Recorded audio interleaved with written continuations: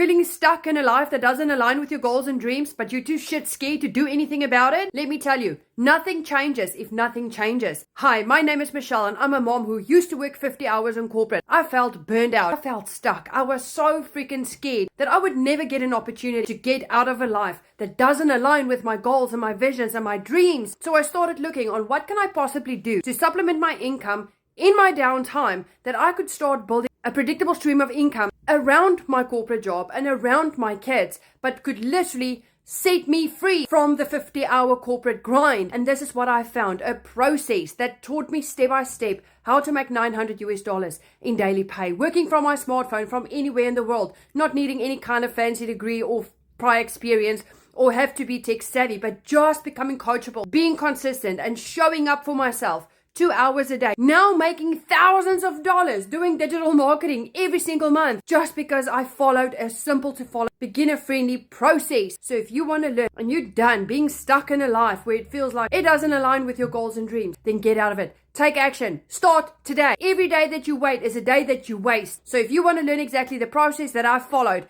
then drop a yes in my comments. I'm going to get you these details.